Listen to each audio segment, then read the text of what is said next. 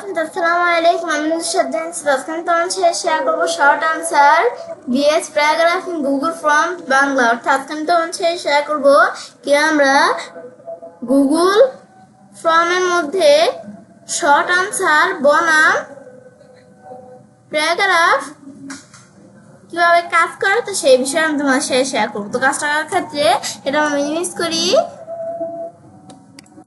Minimise করার পর আমাদের কাজটা করবো, তো এর আগে আমাদের জিমেল অ্যাকাউন্ট সাইন ইন করা থাকতে হবে। তারপর এখানে ক্লিক করলে আমাদের এই গুগল ফর্ম ওপেন হয়ে যাবে। তারপর আমি একটা ব্ল্যাঙ্ক ফর্ম নেই। নেওয়ার পর প্রথমে আমি ফর্মটার নাম দিতে পারি। আমি যদি এখন লিখি টেস্ট, এটা কি চলে আসছে যেটা এখানে ভাবে সিলেক্ট করে ডিলিট করে আমি লিখবো টেস্ট ফর্ম। ব্যাস, আমি ধরো এই যেহেতু টুল ধরো ডিলিট করে দিলাম।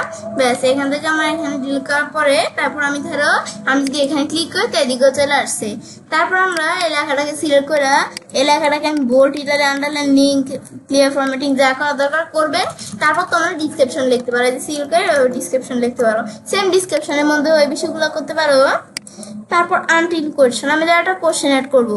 তো এখন আমি ধরো প্রথমে লিখলাম, আমি যদি এখন লিখি নেম, এখন নেম লিখলে কিন্তু শর্ট আনসার, এই দেখো শর্ট আনসার, এই যে এখানে কিন্তু বিভিন্ন অপশন দেওয়া আছে, short answer, paragraph, multiple choice, check box, drop down, তাছাড়া নানা অপশন।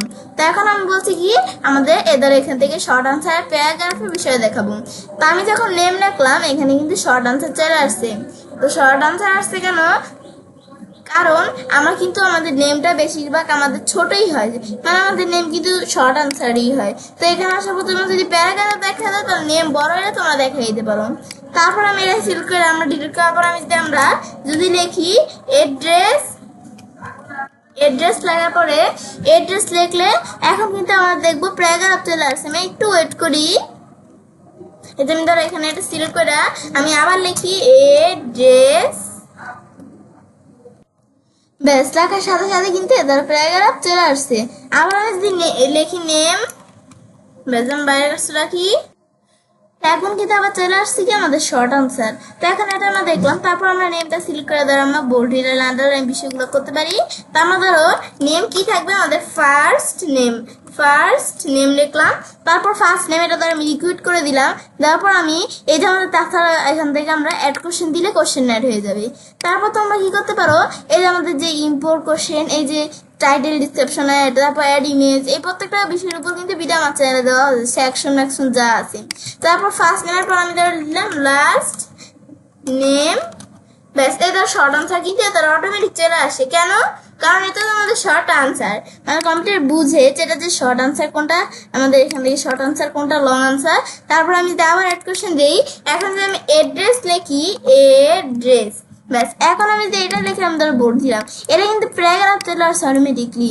কারণ কম্পিউটার কিন্তু এখান থেকে আমরা দেখাচ্ছে যে এটা আমাদের ধরো এখান থেকে ধরো এটা আমি ডিক্রিট করলাম না, মানে এটা আমাদের হচ্ছে যে আমাদের প্যারাগ্রাফ, মানে এটা আমাদের লং আনসার টেক্সট। তো এভাবে তোমরা এই যে শর্ট আনসার, লং আনসার গুলো বুঝতে পারো।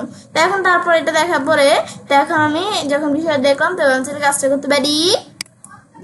এভাবে খুব সহজে আমাদের গুগল ফর্মের মধ্যে আমাদের শর্ট আনসার বনাম প্যারাগ্রাফ ব্যবহার করতে পারি। ফ্রেন্ডস, আমার আজকের এই ভিডিও তোমাদের ভালো লেগেছে তোমার চ্যানেলটি সাবস্ক্রাইব, লাইক, কমেন্ট, সবার সাথে শেয়ার করবে।